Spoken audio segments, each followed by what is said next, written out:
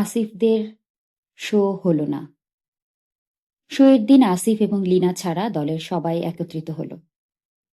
মজনু বারান্দায় চায়ের কেতলি বসিয়ে হাউমাউ করে কাঁদতে লাগল। বজলু সাহেব তিক্ত গলায় বললেন, কেউ গিয়ে চর দিয়ে গাধাটাকে থামাও তো, অসহ্য। বলতে বলতে তিনি নিজেও কেঁদে ফেললেন এবং কাঁদলেন শিশুদের মতো শব্দ করে। তাকে ঘিরে মূর্তির মতো সবাই বসে রইল। কেউ একটি শব্দও করল না। শুধু পুষ্পকে দেখে মনে হলো যে কোনো মুহূর্তে এই মেয়েটি ভেঙে পড়বে। তবে সে ভেঙে পড়ল না। সাজঘরের এক কোনায় চুপচাপ বসে রইল। বজলু সাহেব যখন বললেন, খামোখা বসে আছো কেন সবাই, যাও বাসায় চলে যাও, তখনই শুধু তার চোখ দিয়ে জল পড়তে লাগলো। কেউ এসে সান্ত্বনার হাত তার মাথায় রাখল না। কিছুদিন পরই থিয়েটারের এই দলটি নতুন নাটকের মহড়া শুরু করল। নাটকের নাম হলুদ নদী সবুজ বন। মজনু আবার তার জাম্বো সাইজের কেতলিতে চায়ের পানি বসিয়ে দিল। জলিল সাহেব জমিয়ে আদিরসের গল্প শুরু করলেন।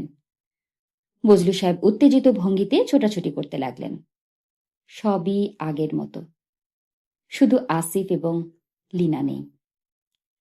এরা দুজন যেন হঠাৎ উবে গেছে, অথচ সবাই জানে তারা আগের জায়গাতেই আছে, সেই আগের বাসায়। পূর্ব নাট্যদলের যেমন কোনো পরিবর্তন হয়নি, তেমনি আসিফ এবং লীনারও কোনো পরিবর্তন হয়নি। আসিফ শুধু বলেছে সে অভিনয় করবে না। কেন অভিনয় করবে না, সমস্যাটা কি, এই কথা পূর্ব নাট্যদলের কেউ চূড়ান্তভাবে জানতে পারেনি। অনেক চেষ্টা করেও পারেনি। শুধু পুষ্প খানিকটা জানে। তাকে আসিফ একটা চিঠি লিখেছিল। পুষ্প, আমার খুব ইচ্ছা ছিল মুখোমুখি কিছুক্ষণ তোমার সঙ্গে কথা বলি।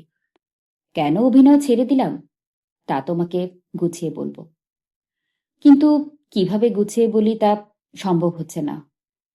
কেন হচ্ছে না জানতে চেও না। দেখো পুষ্প, অভিনয় আমার বড়ই শখের জিনিস। এর কারণে আমি যেমন একদিকে সবকিছু হারিয়েছি, আবার তেমনি অনেক পেয়েছিও। লীনার মতো একটি মেয়েকে পাশে পাওয়া যে কত বড় ভাগ্যের ব্যাপার তা আমি তোমাকে বুঝিয়ে বলতে পারবো না। আর শুধু কি লীনা, তোমাকেও কি আমি অভিনয়ের কারণে পাইনি? লজ্জা পেও না পুষ্প, সত্যি কথাটা বলে ফেললাম। বেশিরভাগ সময় আমরা সত্যি কথা লুকিয়ে রাখি, তবু মাঝে মাঝে বলতে ইচ্ছা করে। যে কথা বলছিলাম, অভিনয় আমার জীবনের অনেকখানি, কে জানে হয়তোবা সবখানি। সেই অভিনয় থেকে সরে আসা যে কি কষ্টের তা মনে হয় তুমি বুঝতে পারছো। কেন সরে এলাম পুরোটা তোমাকে বলতে পারছি না, শুধু এইটুকু জেনে রাখো, আমার এবং লীনার জীবনে একটি গভীর ট্র্যাজেডি আছে, গহীন একটি ক্ষত। লীনার কেন জানি মনে হয়েছে আমরা দুজনে যদি বড় কোনো স্যাক্রিফাইস করি তাহলে হয়তোবা ট্র্যাজেডির অবসান হবে। লীনার মনের শান্তির জন্য এইটুকু আমাকে করতেই হবে। অভিনয় তো জীবনের চেয়ে বড় নয়, তাই না?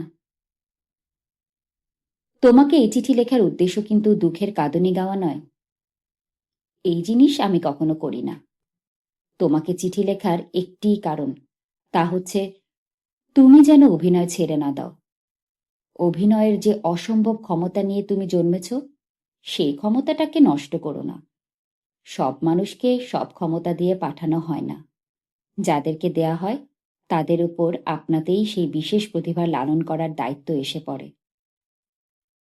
তুমি অনেক বড় হবে পুষ্প, অনেক অনেক বড়। এইটি আমি চোখের সামনে দেখতে পাচ্ছি। সত্যি সত্যি যদি তাই হয় তাহলে সেদিন আমার চেয়ে সুখী কেউ হবে না। এই কথাটি তোমাকে জানানোর জন্যই আমার দীর্ঘ চিঠি। ভালো থেকো, সুখে থেকো। এতক্ষণ পড়ছিলাম হুমায়ুন আহমেদের সাজঘর। পড়ছিলাম পর্ব 11। আশা করি সঙ্গেই ছিলেন আমার। ভালো থাকবেন সবাই, ভালো রাখবেন সবাইকে। আর সাজঘরের পর্বগুলো শোনার জন্য অনুরোধ করছি, কেননা আর একটি পর্বই সাজঘরের বাকি আছে। ভালো থাকবেন সবাই।